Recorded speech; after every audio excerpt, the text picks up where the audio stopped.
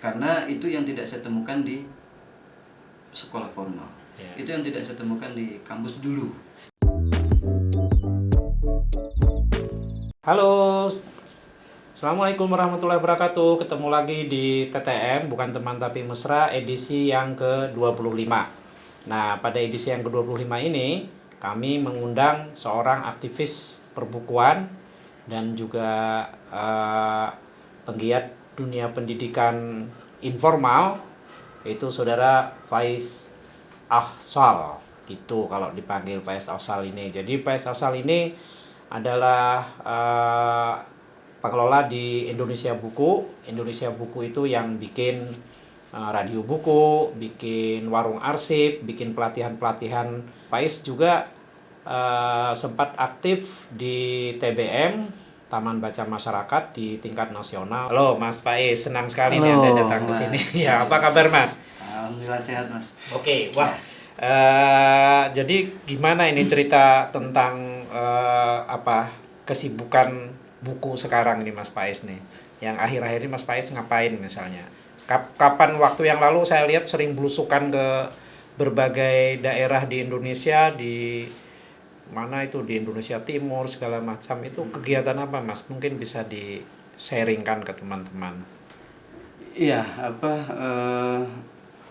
sebenarnya rumah besarnya itu gerakan literasi masalahnya.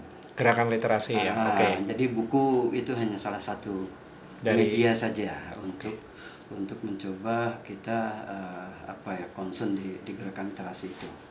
Jadi selain buku, kemudian juga teman-teman menggunakan media lain, termasuk video, audio visual, termasuk juga kemudian coba menghidupkan narasi-narasi lama begitu. Outputnya beragam. Cuma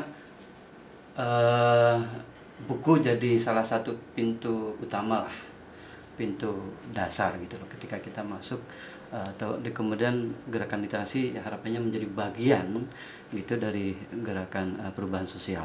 Gitu ya. Gitu. Itu yang TBM kan? Ya, Taman Baca Masyarakat. Dan selain jadi forum. Kalau TBM-nya itu kan sebenarnya dia taman baca yang tersebar di berbagai daerah. Dan diwadahi oleh forum Taman Baca Masyarakat dari level kabupaten, provinsi dan pusat. Nah, Mas Faiz yang di pusat waktu itu ya. Jadi ke daerah-daerah bikin kegiatan gerakan literasi itu. Nah, itu gimana sih sebenarnya di daerah itu gerakan literasi itu keadaannya gitu loh. Karena ada asumsi literasi itu kayaknya urban sih, itu banyak. Itu gimana ini? Iya, sebenarnya sebelum masuk ke sana Mas, saya juga bagian dari Pustaka Bergerak. Pustaka Bergerak. Kalau di forum TBM itu salah satu pengurus di periode 2015 sampai 2020 kemarin. Nah, kalau di Pustaka Bergerak yang baru terbentuk 2014 itu Mas Arsuka yang menginisiasi, dan ketika kita melegalkan dalam bentuk yayasan, nah saya di situ sebagai dewan pengawas, salah satu dewan pengawas. Gitu. Jadi ini ada dua ya, di TBM dan Pustaka Bergerak gitu. Jadi di forum TBM saya sudah purna. Tapi saya kira pengalaman Anda di berbagai daerah apa yang dilakukan mungkin penting ya diceritakan. Nah, itu tadi termasuk Pustaka Bergerak kan juga banyak bergerak di kalangan masyarakat pinggiran ya. Masyarakat yang remote, yang jauh, yang tidak di Jawa, tidak di kota besar gitu. Nah, itu seperti apa itu keadaannya itu? Kalau tadi Mas Alim menyampaikan tadi ya ada anggapan bahwa budaya baca kita rendah, budaya literasi bukan rendah. Yang saya maksud mungkin orang melihat literasi itu kebanyakan di kalangan urban ya, di kota gitu, karena sebab-sebab yang sifatnya struktural. Nah, yang mungkin dilakukan oleh TBM yang Anda kemarin sama dengan Pustaka Bergerak kan di pinggiran jauh gitu loh. Nah, itu seperti apa? Nah, itu yang coba kita buku hanya salah satu media saja. Terus kemudian kita mengeksplor, mencoba mendudukkan konteks literasi itu tidak sebatas baca tulis. Gitu. Bahkan ketika di daerah-daerah saya menemukan banyak sekali gitu pengetahuan-pengetahuan lokal, yaitu bahkan masyarakatnya sudah sangat literate gitu loh. Iya. Cuma kan ketika dianggap tidak literate gitu, ketika parameternya menggunakan standar-standar, contohnya bisa, itu kan tidak sesuai. Ketika instrumen yang mereka gunakan untuk memotret literasi kita, instrumennya tidak tepat. Yeah. Digeneralisir, yang tadi Mas Salim ini kan konflik urban ini. Yeah. Tapi kenapa di pelosok-pelosok daerah 3T itu juga dipotret dengan instrumen yang mereka rancang? Itu kan jelas tidak ketemu. Tidak adil juga. Tidak ya? adil. Gitu. Makanya ya saya tidak terlalu menggubris dengan Indonesia masuk hanya peringkat kedua dari bawah dan sebagainya. Saya nggak peduli itu, karena ternyata di lapangan kita dengan masyarakat setempat bahkan menemukan banyak sekali pengetahuan gitu yang itu tidak terpublish gitu. Contoh, karena kita bicara literasi kan istilahnya melek gitu ya. Melek sebenarnya, sadar gitulah ya. Sadar gitu. Sadar akan lingkungannya, sadar akan kesehariannya, bahkan di kemudian menyadari gitu siklus alam apa dan sebagainya. Nah, itu saya menemukan banyak hal. Jadi ketika saya ke daerah-daerah, saya tuh tidak membawa buku terus mengajak mereka membaca, itu tidak. Oke. Tapi lebih belajar bertanya, belajar mendengar gitu. Yang kemudian hasil dari obrolan pertanyaan yang kita dengarkan itu coba kita rumuskan bersama. Problemnya seperti apa? Gitu. Iya. Karena ujungnya kan lebih ke transformasi sosial itu. Iya. Jadi kayak berbasis lokal lah ya. Apa kebutuhan lokal, bagaimana pengetahuan lokal gitu. Ya. Itu teman jaringan yang di daerah-daerah itu ya lewat TBM tadi itu. Lewat TBM, meskipun tidak semua di kemudian menyadari bahwa sebenarnya lingkaran atau circle di daerah masing-masing itu sangat potensial. Karena mereka sudah terjebak gitu loh pada pemahaman gerakan literasi, buku, sementara di sana tidak ada buku, terus kita nggak bisa bergerak. Gitu ya. Nah ini yang coba kita ubah. Buku hanya salah satu saja. Tapi TBM sendiri itu proses berdirinya seperti apa, Mas? Jadi di daerah itu kan kerjasama dengan pemerintah ya. Artinya dia juga harus dapat restu pemerintah, mungkin juga sebagian kegiatannya disubsidi pemerintah. Karena bagaimana dengan bekerja dengan kelompok yang sifatnya seperti ini. Jadi ada dua teman-teman mencoba memetakan itu ya, TBM itu. Jadi ada TBM yang menjadi bagian dari program Satuan Pendidikan Non Formal, dan ada juga TBM yang itu mandiri, yang dia tidak menjadi bagian dari Satuan Pendidikan Non Formal itu. Nah di Kemendikbud itu kan ada yang semula itu di bawah Dirjen, tapi sekarang sudah dihapus, sudah tidak ada, hanya lowesnya selevel eselon 2 direktur gitu. Itu PMPK. Nah di PMPK itu ada pendidikan non formal, satuan pendidikan non formal seperti PKBM, Pusat Kegiatan Belajar Masyarakat, terus PAUD, terus keaksaraan. Keaksaraan itu juga dari dasar terus sampai keaksaraan fungsional. Nah yang biasanya concernnya untuk pemberantasan buta aksara itu. Itu yang mereka gitu ya. Nah, di situ. Nah itu yang di bawah satuan pendidikan, dan mereka punya TBM. Jadi kalau di sekolah formal semacam perusahaan sekolah kayak gitu. Nah yang kedua itu TBM mandiri lah, teman-teman membuat istilah seperti itu. Nah ini TBM yang basisnya komunitas.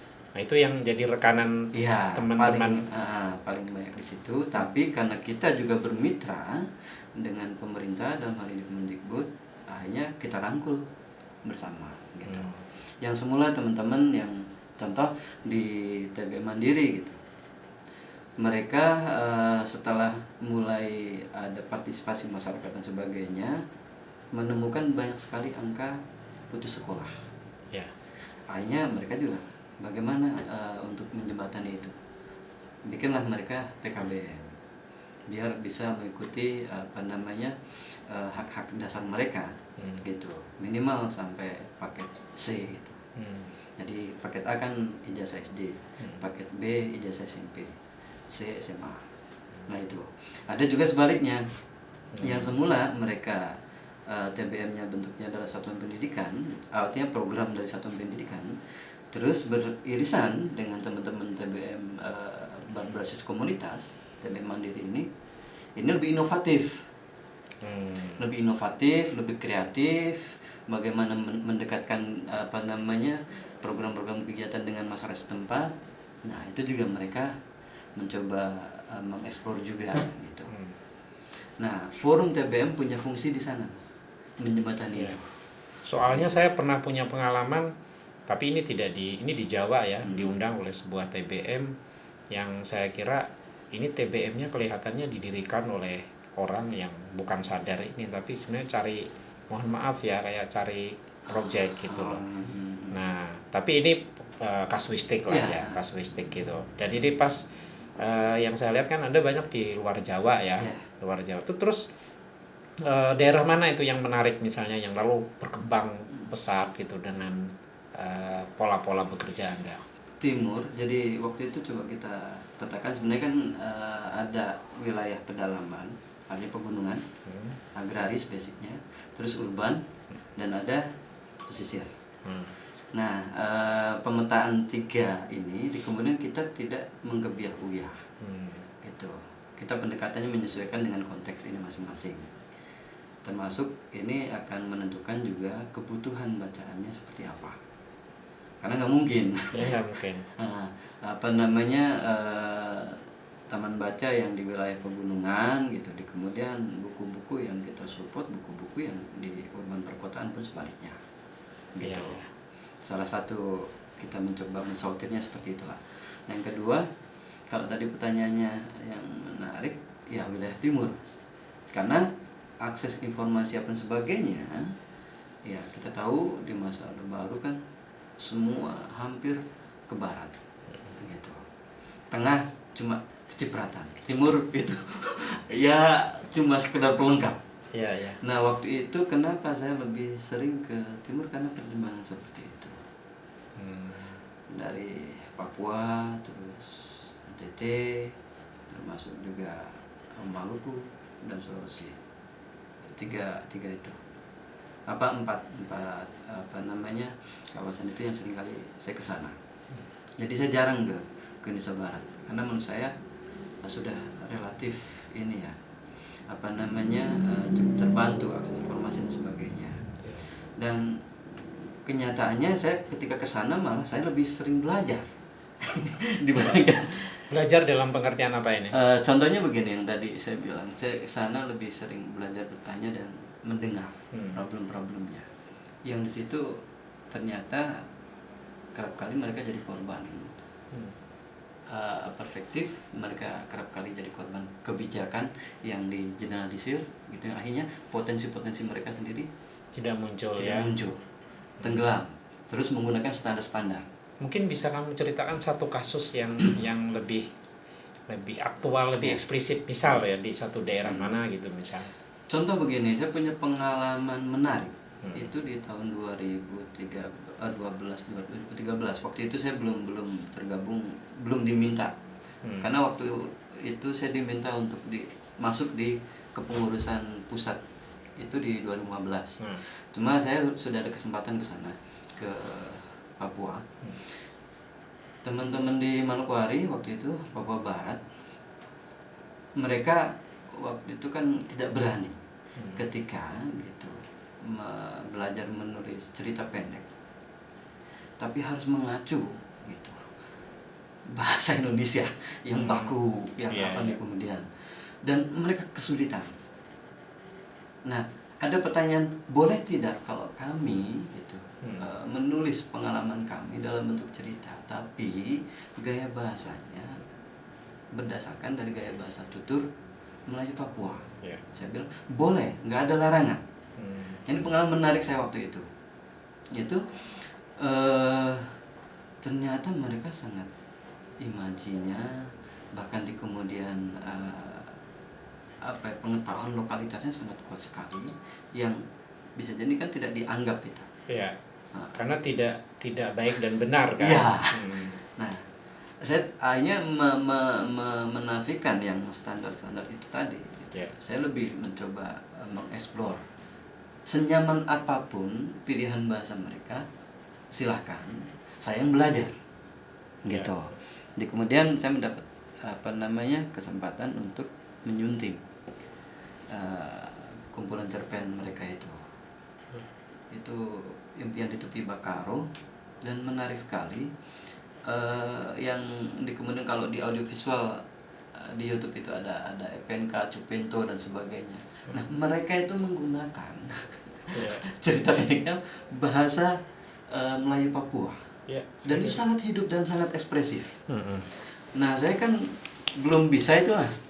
Nah, saya diuntungkan di Indonesia Buku waktu itu dititipin koleksi pustakanya Jos Yunus Adi Condro. Saya belajar dari situ. Jos kan sempat di Papua lama. Dia pernah membuat media Warta Kampung gitu. Sebelum lari ke Australia itu. Yang juga saya diuntungkan, saya belajar akhirnya di YouTube itu bagaimana memahami frase, memahami diksi-diksi yang mereka struktur kalimatnya sangat berbeda sekali gitu, yang Melayu Papua itu. Jadi mereka lebih nyaman dengan Melayu Papua daripada bahasa Indonesia. Betul.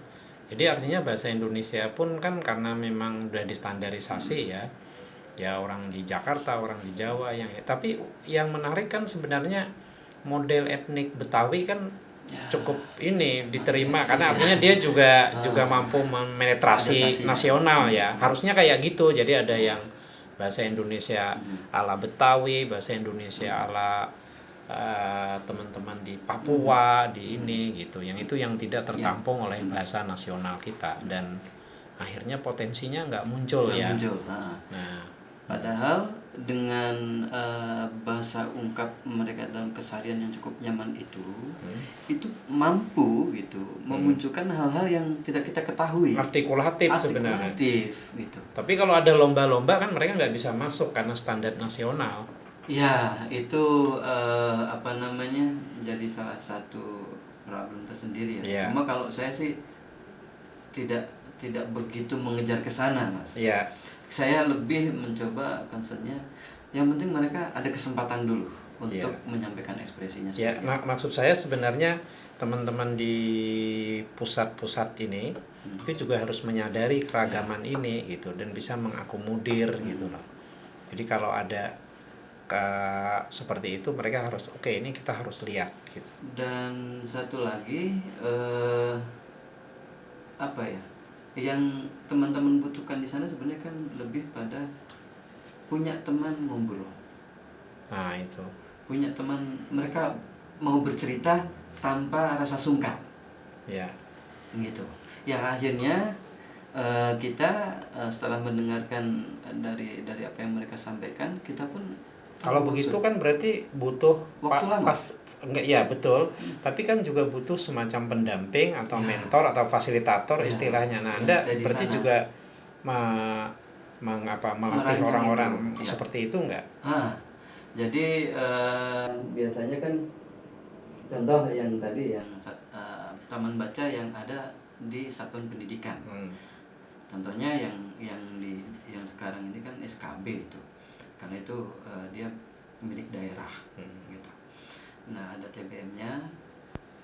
Biasanya saya kalau ditugaskan gitu mendampingi SKB, maka yang saya cari adalah ada tidak pamong yang paling muda. Paling muda itu dulu. Karena rata-rata SKB kan sudah sepuh sudah. Dan itu kadang buangan. Tidak hanya TBM di pendidikan non formal, tapi perpustakaan sekolah di pendidikan formal itu kan rata-rata buangan. Gitu. Itu jadi masalah serius karena akhirnya mereka juga tidak serius kan ngurusin. Bahkan agak susah untuk mengikuti perkembangan. Makanya ketika saya diminta untuk dampingi SKB mana atau PKB mana, saya akan cari tidak anak muda. Dan kenyataannya banyak nggak dapat anak muda? Relatif, Mas. Ada yang mudah gitu, ada yang susah. Nah, susah ini biasanya gitu ketika apa namanya, kan ada semacam pendidik itu yang tidak bisa menjangkau karena memang pelosok jauh gitu. Itu juga masalah ini ya. jadi problem. Jadi pemerintah juga tidak bisa menjangkau semua. Gitu. Nah solusinya yang saya ini kan ya saya mendekati para kampung, gitu. Cari anak-anak muda kampungnya. Gitu. Tapi ini program Anda kan sudah tidak pengurus lagi. Program ini masih diteruskan nggak? Ada, karena di pengurus yang sekarang juga tetap itu jadi concern bersama. Gitu. Jadi concern bersama. Nah yang membedakan antara TBM dengan Pustaka Bergerak, kalau TBM relatif dia menetap gitu, istilahnya perpustakaannya itu stay di tempat. Kalau Pustaka Bergerak kan bukunya bergerak, orangnya bergerak. Jadi kayak perusahaan keliling kayak gitu. Nah Pustaka Bergerak ya baru pada layanan bahan bacaan. Meskipun sekarang sudah mulai juga meningkatkan, tidak sebatas layanan bahan bacaan, tapi meng-create juga pengetahuan lokal itu. Ya, akhirnya mereka belajar produksi pengetahuan. Iya, artinya mereka bukan hanya konsumer, tapi juga harus bergerak jadi produsennya ya. Gitu. Nah, ini yang apa namanya, di TBM Mandiri relatif sudah sangat ini dengan teman-teman usaha bergerak. Tapi yang di TBM Satuan Pendidikan, nah ini yang agak berjarak. Karena kalau Pustaka Bergerak kan lebih cocok dengan TBM yang mandiri itu ya. Ada banyak, hampir di tiap kota nggak ada TBM mandiri itu? Kalau setiap provinsi relatif ada. Ada terus ya. Cuma untuk kabupaten kota, nah ini yang masih lebih sulit ya. Lebih sulit. Persentasenya gini. Paling TBM mandiri itu sekitar 15-20%. 80% itu TBM yang di bawah satuan pendidikan non formal. Baik itu PKBM, terus pendidikan keaksaraan dasar atau PAUD, dan SKB yang punya kabupaten. Nah SKB ini kan PNS. Ya gitu. Nah yang bukan PNS kan yang PKBM, yang PAUD ini kan banyak kan di bawah yayasan. Tapi ada satuan pendidikannya. Yang masuk nomenklatur di satuan pendidikan kan semacam majelis taklim itu juga masuk ya. Masuk nomenklaturnya ada itu. Nah TBM ini bukan satuan pendidikan sampai sekarang. Sebenarnya kan mungkin dalam arti buku fisik itu kan repot ya Bang ya. Pengiriman ke daerah itu mahal gitu, makanya selalu jadi isu kan mahal. Nah tapi kan sekarang ada perkembangan baru dengan buku digital. Itu bagaimana? Dari segi itu kan sebenarnya bisa memudahkan ya, karena di daerah-daerah juga orang pada pegang HP, bahkan bisa lebih baik dari orang yang di kota gitu. Itu ada nggak signifikansinya perkembangan di dunia digital itu dengan di dunia literasi, Mas Faiz? Kalau berbanding lurus sih belum. Masih sangat timpang sekali. Meskipun ada e-book ya digital, tapi kan jangankan e-book, mereka buku teks saja kan juga masih cukup tertatih. Terus dihadapkan visual seperti ini, itu juga bermasalah. Dan kita tahu kalau teman-teman di timur itu kan jarang sekali terbiasa, contoh sebelum ada gadget gitu, zaman masih HP jadul, itu jarang sekali SMS, mesti telepon. Sebabnya kenapa itu? Praktis. Makanya perputaran pulsa di sana gila-gilaan. Telkom di sana paling untung. Itu. Gitu. Ketika ada gadget gitu loh. Sama. WA jarang langsung telepon ya. Langsung telepon atau voice itu. Karena kebiasaan menulis itu ya. Begitu kira-kira. Iya, karena tradisi ininya kan belum kebentuk.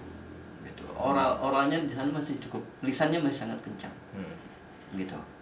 Jadi kalau dengan teman-teman timur relatif agak sulit. Gitu ya. Nah, dan ini sebenarnya bukan berarti mereka tidak bisa adaptif gitu. Mereka sangat bisa adaptif. Cuma kita butuh waktu cukup panjang. Ya kita kan nggak bisa ngelihat timur hari ini. Ini kan Jawa juga sama dulu seperti itu. Gitu. Nah hanya kerap kali kadang kalau patah arang sih enggak. Kadang ada putus asanya gini. Ketika kami sudah mencoba mengkonstruk itu disesuaikan dengan konteks mereka gitu, bahasa mereka dan sebagainya, tiba-tiba dari pusat ada kebijakan untuk digeneralisir. Nah ini. Jadi memang urusan birokrasi ini yang Ya, repot ya. gitu. Contoh sederhana gini, nalar teman-teman di Papua, contoh di sana itu kan tidak mengenal pembagian, Mas. Ya. Gitu. Satu contoh satu batang gitu. Di sana mereka bilang bagi dua, bukan setengah. Bagi dua ya. Iya, bagi dua. Mereka tidak kenal setengah. Gitu. Itu bagi dua. Iya. Konteks adilnya seperti itu. Tidak ada setengah itu. Bagi dua. Gitu contohnya. Terus saya teringat sekali ya, terutama kalau secara visual ya, dulu zaman-zaman SD kan kita selalu dikenalkan zamannya Pak Tinusudin ya.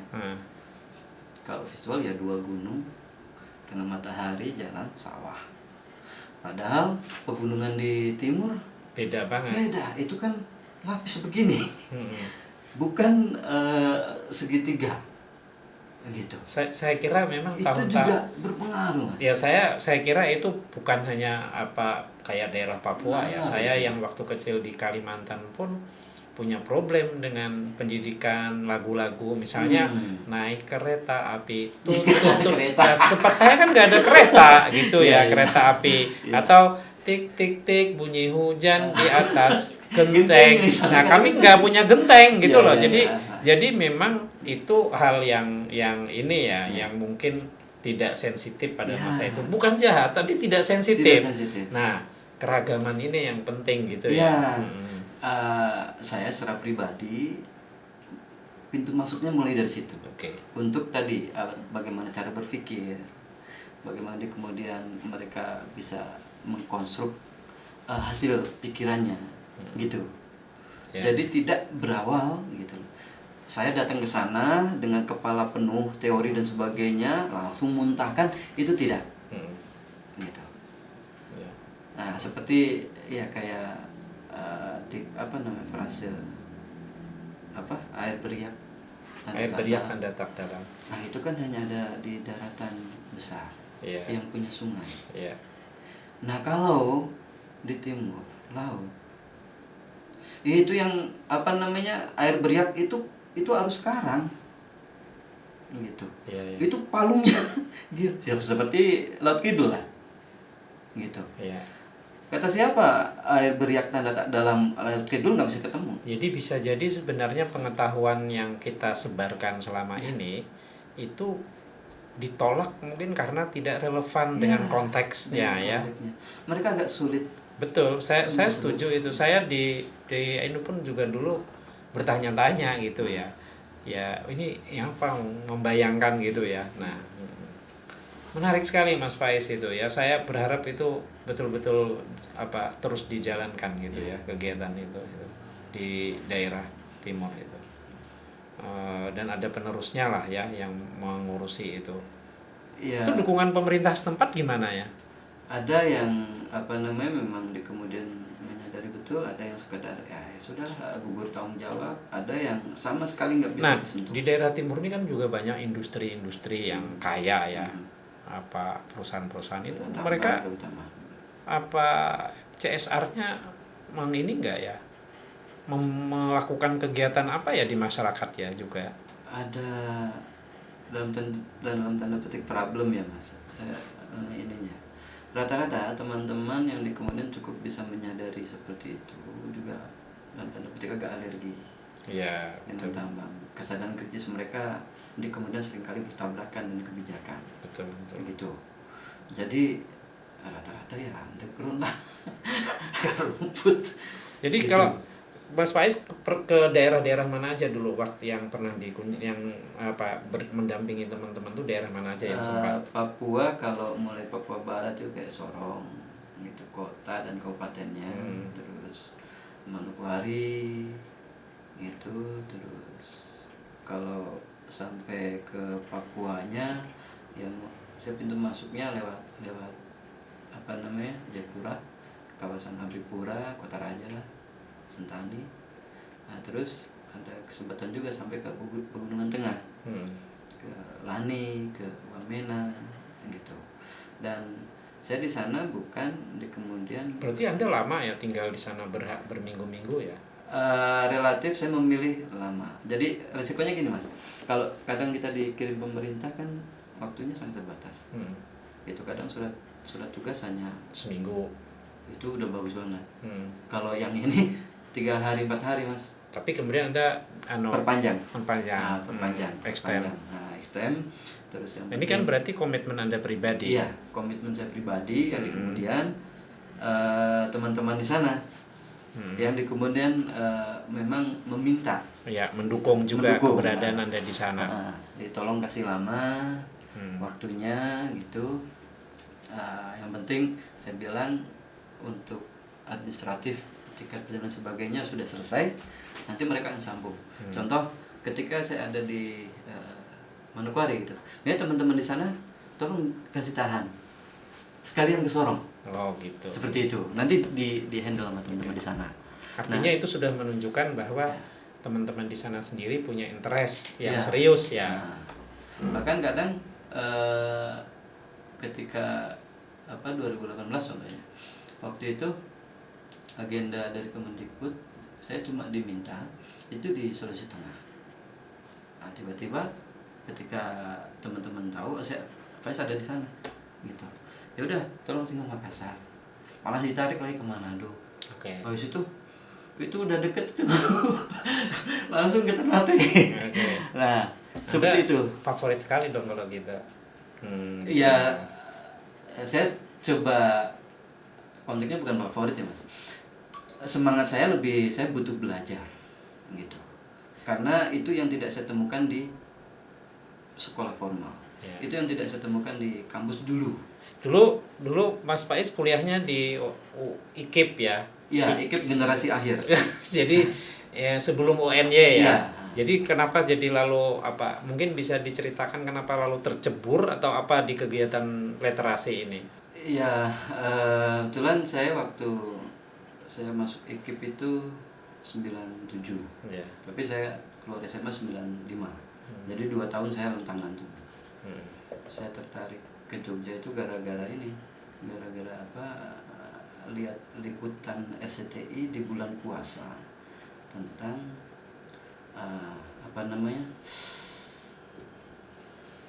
UAJY, Universitas Anak Jalanan Yogyakarta. UAJY. Kok menarik ini, di Jogja ada UAJY gitu, Universitas Anak Jalanan Yogyakarta. Saya nekat setelah Lebaran itu ke Jogja, saya cari, nggak ada Mas. Teman-teman yang sudah kuliah di sini itu saya tanya semuanya, kan di sini adanya Atmajaya, nggak ada itu Universitas Anak Jalanan Yogyakarta. Tapi saya penasaran, saya yakin di liputan RCTI itu ada, saya bilang gitu. Itu di bulan puasa, makanya saya nekat ke sini. 1 bulan Mas baru ketemu. Ternyata memang ada. Ternyata ada, dan itu sebenarnya ya Humana. Sudah kuduga itu mungkin kemana itu. Jadi waktu itu sekrenya masih di Karangmalang. Ya itu kan kiri CS Mas gitu. Didit. Mas Didit. Jadi waktu itu saya ketemu dengan Mas Didit, terus saya cerita, Mas saya pernah lihat liputan gini gitu. Terus saya pengen gabung, saya pengen sekolah gitu. Akhirnya saya juga diinterview. Kamu orang tua masih utuh, gitu. Artinya ada ayah sama ibu gitu. Dan kamu juga sudah lulus SMA, ngapain gabung sama anak jalanan? Ya, saya tertarik. Ya tapi kamu nggak bisa di sini. Karena itu settingnya beda. Ini untuk anak-anak yang tidak jelas orang tuanya, gitu. Tapi waktu itu saya memaksa. Tolong Mas, saya dikasih kesempatan. Oke, tapi temenin mereka belajar. Gitu. Hanya saya sering ke Pelosok Kuning waktu itu. Dan saya dapat ininya di Demangan, perempatan Demangan itu. Dan cuma menemani mereka ngamen sebentar. Prinsipnya ngamen itu bukan cari uang, sekedar untuk makan. Setelah itu pulang ke Pelosok Kuning, belajar craft, kerajinan. Hasil kerajinannya baru dijadikan di Malioboro. Itu Tapi itu saya nggak lama, cuma sebentar. Karena setelah itu Mas Didit ketika ada UMPTN memanggil Mas Didit dalam itu. Ini ada UMPTN. Dan Mas Didit itu, kamu harus kuliah. Kamu nggak baik kalau di sini terus. Gitu. Aku bilang, aku dulu SMA juga pindah SMP naik kelas dengan syarat pindah karena dianggap tidak betah sekolah, makanya setelah SMA saya juga nggak mau kuliah. Masa nyampe sini kuliah? Nggak, buat pengalaman. Ikut UMPTN cuma buat pengalaman aja. Akhirnya sudah kuliah UMPTN waktu itu. Nggak belajar nggak apa 2 tahun deh. Ternyata masuk. Di jurusan? Di jurusan Pendidikan Bahasa dan Sastra Indonesia, PBSI. PBSI ini. Itu jadi saya ambil pendidikan. Ambil pendidikan. Ternyata nggak betah. Nggak selesai? Nggak selesai. Di sana cuma 4 semesteran. Lumayan lah ya. Tapi habis itu juga aktif di Pers Mahasiswa ya? Iya, tadi Mas Salim ini saya diuntungkan selama di IKIP, saya tergabung di organisasi internal itu Pers Mahasiswa Ekspresi. Iya. Dan sempat sebentar di Unsrat, di Sastra dan Teater itu. Di Ekspresi yang paling lama sampai selesai. Maksudnya selesai menurut saya gitu. Sampai berarti yang tamat di Ekspresi kan. Di UNY-nya tidak tamat ya, tapi di Ekspresi tamat. Jadi kuliahnya yang benar di Ekspresi sebenarnya. Saya nggak ketemu UNY karena tahun 2000 baru UNY saya sudah DO, artinya dancing out gitu loh, bukan drop out. Gitu. Itu. Dan setelah Ekspresi inilah lalu malang melintang lah ya di dunia buku. Saya ada kesempatan ini gabung di AKY. Oh ya. Di Akademi Kebudayaan Jogja sama teman-teman di JIS itu. Ya, oke. Di sana dari IKIP cuma saya sendiri. Waktu itu ya. Waktu itu. Dan saya sempat nanya sama almarhum Mansur, Pak, ini kok yang dari IKIP cuma saya top gitu. Yang lainnya banyak kan dari UGM. Di luar dari UGM itu dari Unpad, dari Unan, terus dari UNED. Ini nggak salah gitu. IKIP kan kawasan berdua. Pak Mansur waktu itu bilang, kamu lupa kalau saya juga institut. Saya dari IAIN. Oh iya, Mansur dari IAIN. Itu sangat membekas. Jadi ekonomi ya concern saya di pendidikan, meskipun bukan di pendidikan formal gitu. Kan waktu itu juga teman-teman tadi yang Mas Salim bilang perbukuan ya, di senior-senior dari Ekspresi itu kan sudah membuat penerbitan Jendela, Mas Anas, Ade Mahal, apa semuanya. Nah, mereka sempat, kalau kamu udah nggak betah kuliah, gabung aja. Saya mau, saya ke sana. Waktu itu juga gelaran budaya ini, Taufik Razi itu juga sudah mulai ada di sini kan. Muhyiddin juga sudah gabung di sana. Waktu itu saya bilang enggak lah, saya coba cari tempat lain aja. Masuk kuliah bareng di organisasi bareng. Setelah luar kampus bareng lagi kan, saya nggak menemukan ini. Tapi yang jelas akan saya sambung-sambungkan. Gitu. Itu yang akhirnya di tahun 2003 itu kan ketemu semua itu. AKY ketemu dengan gelaran budaya, ketemu dengan Jendela, dengan teman-teman yang lain, acara Gus Dur itu, Pram dan Kita itu. Oke. Itu. Jadi saya niatkan untuk menyambungkan itu. Oke, teman-teman sekalian, ini sangat menarik sekali, tapi sayang sekali waktunya sangat terbatas, tapi mungkin kita harus bikin episode 2 nanti yang lain lagi ya. Tapi ini juga sudah saya kira cerita Faiz ini sebenarnya masih banyak sekali yang ingin kita dengarkan, terutama dalam kaitan dengan mengelola pendidikan, mengelola kesadaran literasi di kalangan masyarakat dengan visi yang sangat menarik itu tadi, yang sangat partisipatif, yang tidak menggurui dan lain-lain. Oke teman-teman, sampai ketemu lagi nanti di TTM yang ke-26, bukan teman tapi mesra, tapi talking 30 minutes gitu. Terima kasih, sampai ketemu.